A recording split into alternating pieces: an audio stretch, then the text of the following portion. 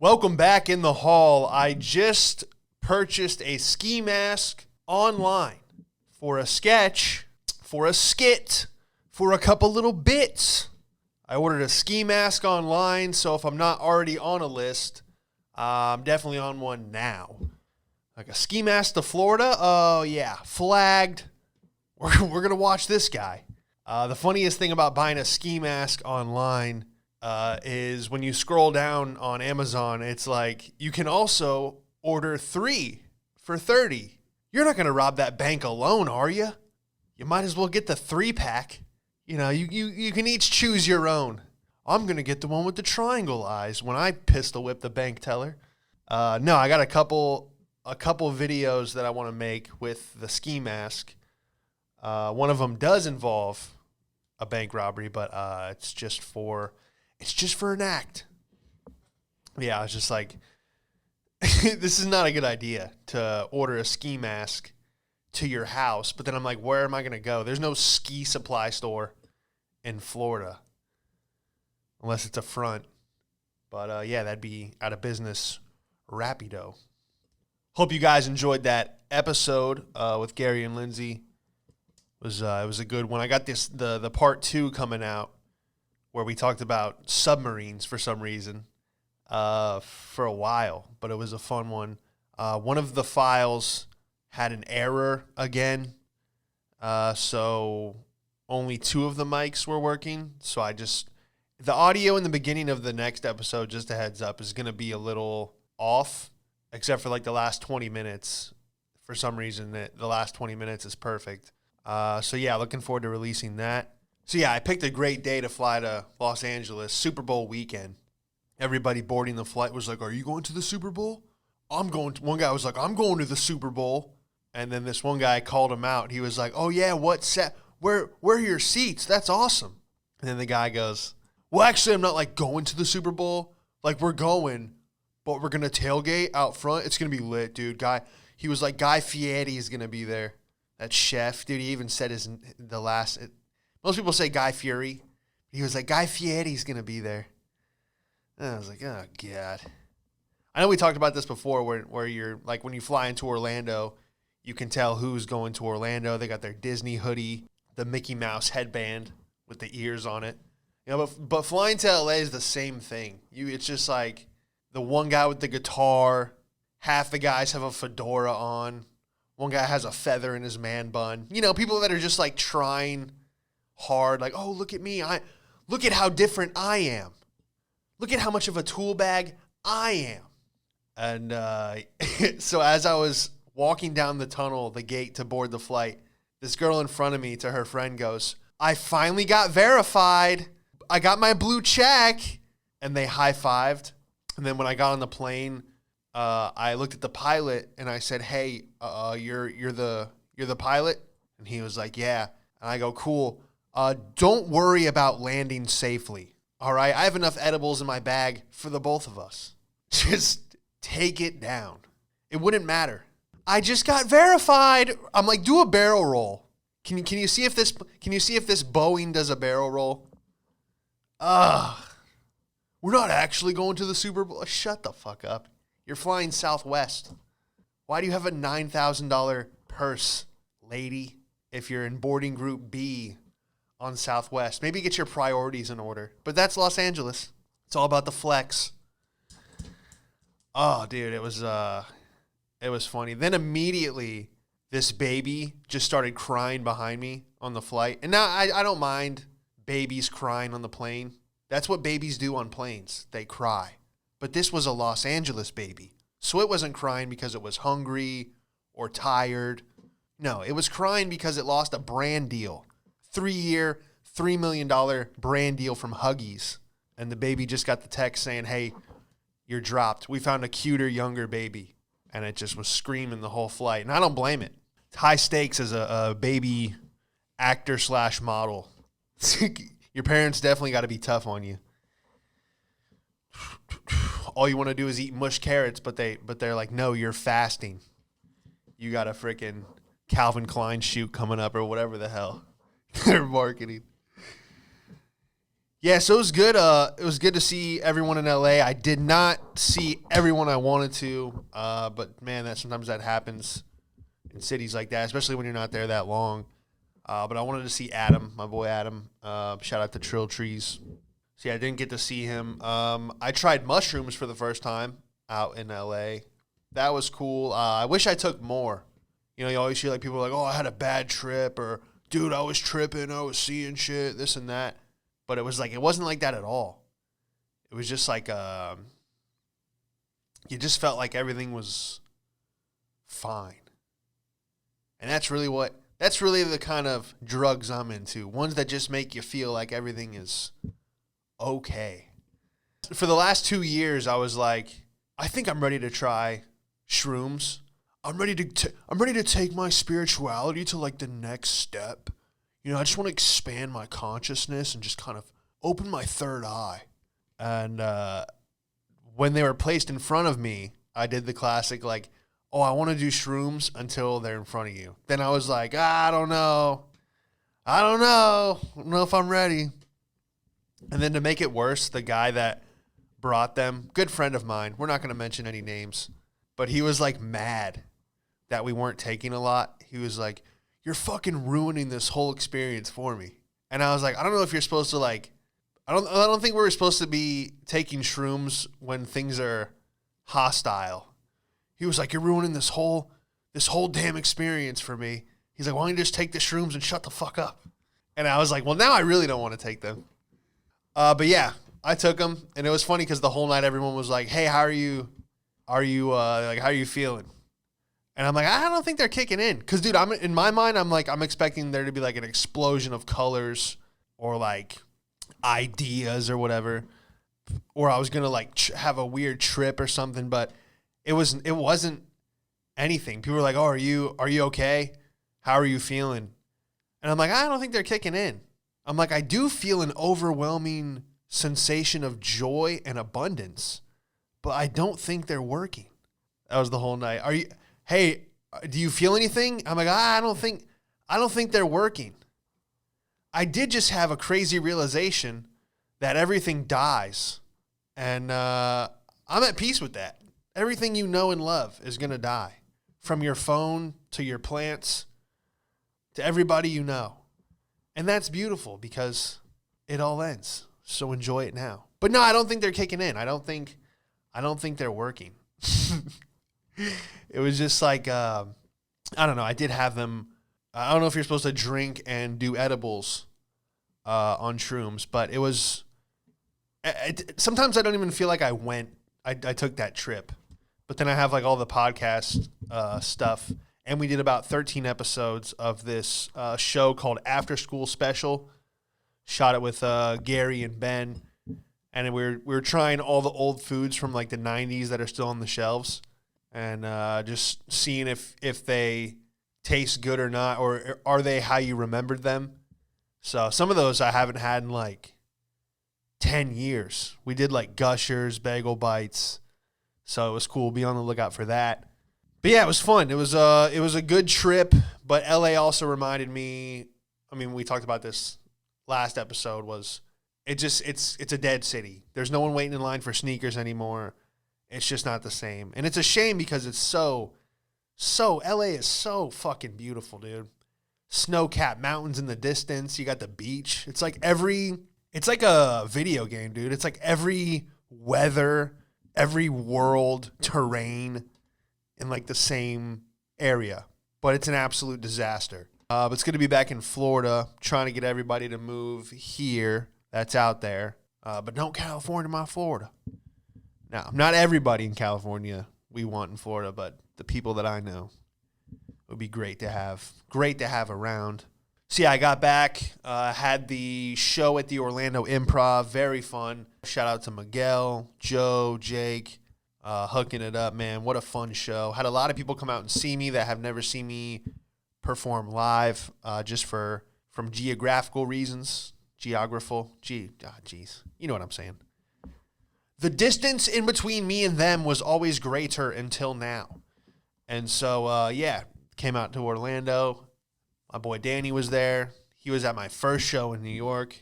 He's always been supporting. So it was cool it was cool, man. I already posted one stand-up clip on YouTube, TikTok, and Instagram at I'm Sean Madden. So yeah, be on the lookout for the stand-up clips. Those will be coming out. Got some fun stuff there.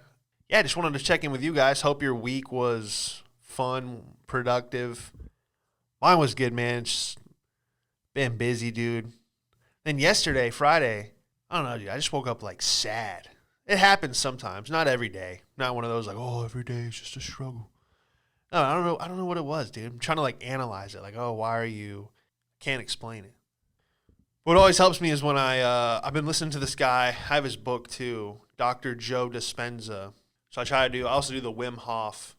It's like an 11-minute breathing exercise, but it's just kind of the goal of meditation. It's a lot like Buddhism. It's very like become no one, no thing, and it's like when you go into the quantum, as they call it, it's like you no longer have a face, you no longer have friends, family, you no longer have a social media problems. You're not even in this plane of existence. You're in the quantum. It's a clean slate.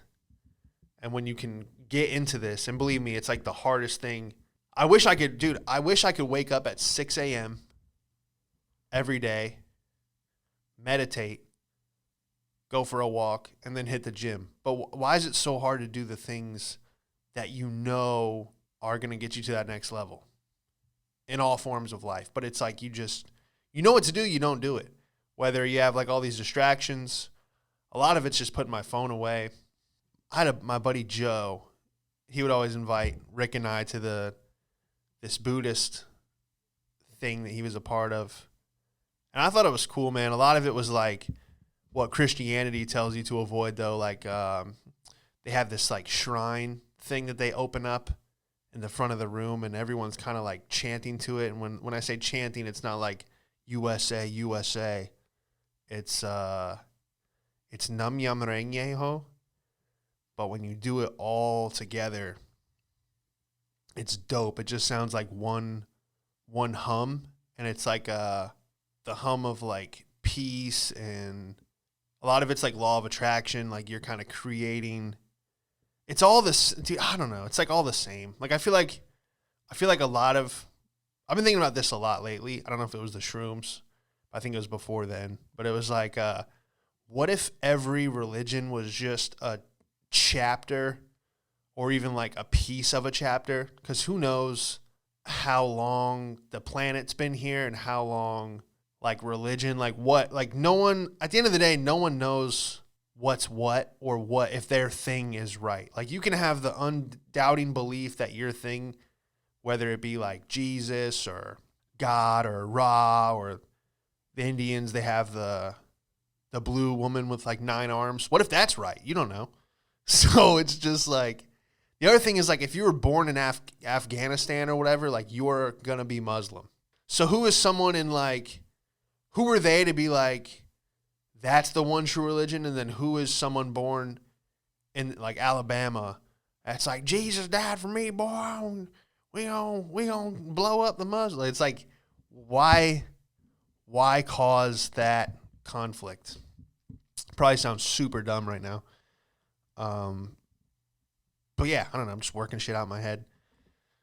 What were we even talking about? Yeah, meditation. That's like this thing I've been trying for the last, 6 months. It's cool. I wish I could do it every day. I can do it every day. It's just that thing.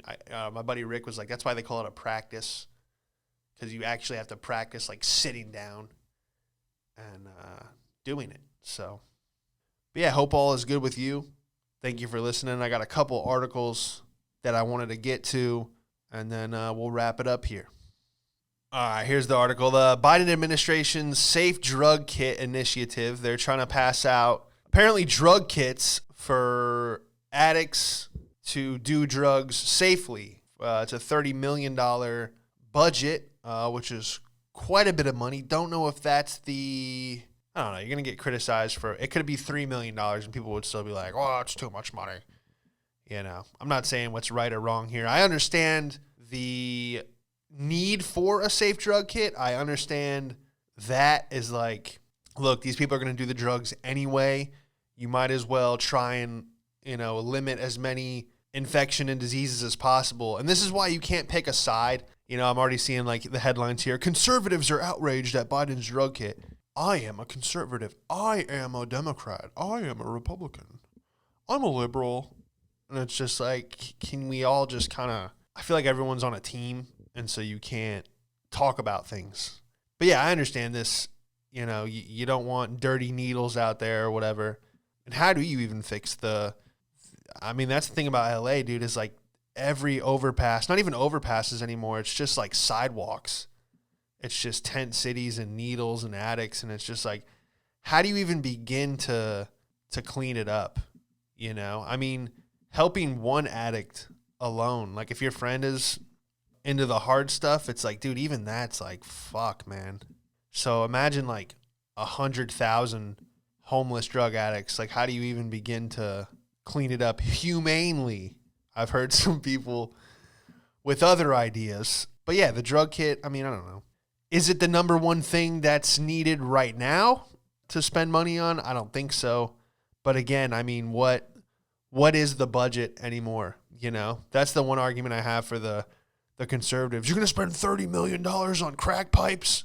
And it's like, at this point, why not? Why don't we spend $3 billion on crack pipes? Maybe that's what the solution to fixing, you want world peace? Let's all smoke crack. How about that? I kind of want one of these drug kits. I saw a photo of one. I cannot find it again. I don't know if it was made up. But some mayor posted it and now it's deleted. So it must have been legit if like a mayor of some city posted it. But it was like a crack pipe, a clean needle, a band to tie off. I don't know. It looked kind of nice. Like just the way it was presented. It was like a toy on the shelf. It had like the try me button.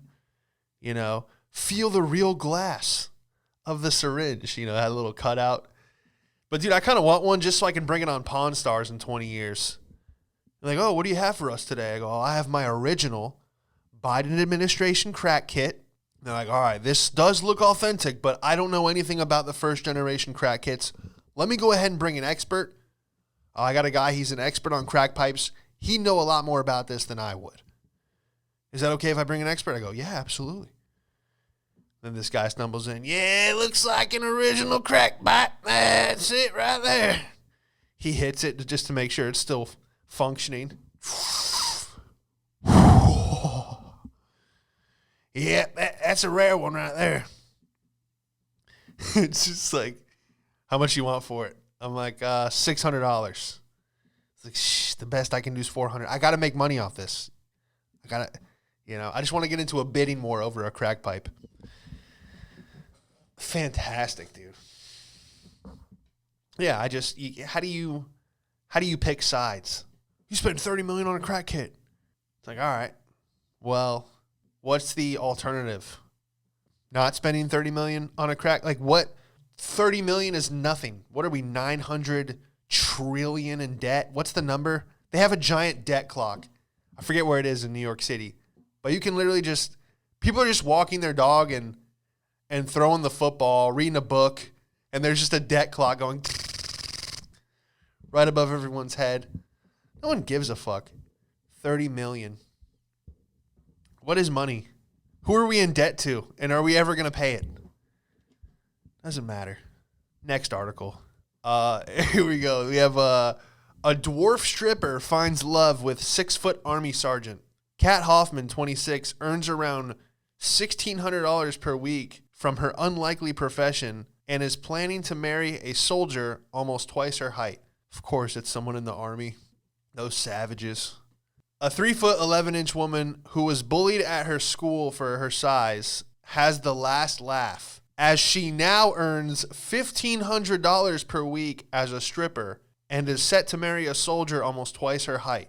All right, I don't know if $1,500 a week is the last laugh, especially as a stripper. What, does she only work weekends? If she's working 40 hours a week, if she's just not a lot of money. I mean, not that I know the stripper game, but I know I've met strippers that make that in a night.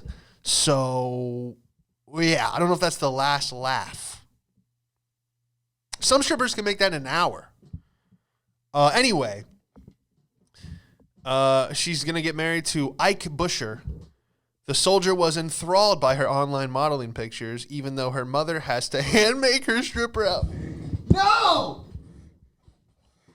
This is not real. Her mother makes her stripper outfits because they don't come in her size. Oh, boy. She is earning more than $1,000 per week. He jokes that the relationship does cause some problems. Obviously, she walks slower, but nothing too big that they can't handle. Ike was immediately attracted to Kat when he saw her pictures online, duly asking a mutual friend to introduce the pair. Once they met, Kat of Ohio says she fell for him straight away as she loves the size difference and they are now due to wed. She just weighs 61 pounds. I feel like a dwarf stripper would make more than $1,500 in a week, right? I don't think I could ever date a dwarf because I don't need phone calls while she's grocery shopping. Oh, sorry, I couldn't reach the Milano cookies. I'd be like, okay, that's where the relationship ends. If you can't reach the food that I like, then how is this going to work out? She's like, yeah, I got half the groceries, but we're going to order the rest online. Like, no, it's not how it works. Kat, dwarf stripper. Her mom makes her, hey, mom, dude, some women with their relationship with their mom, like I've known, it's a weird dynamic, dude. The mom-daughter relationship, some of those get out of control. Like, oh, I tell my mom everything. It's like, yeah, that's what I'm afraid of.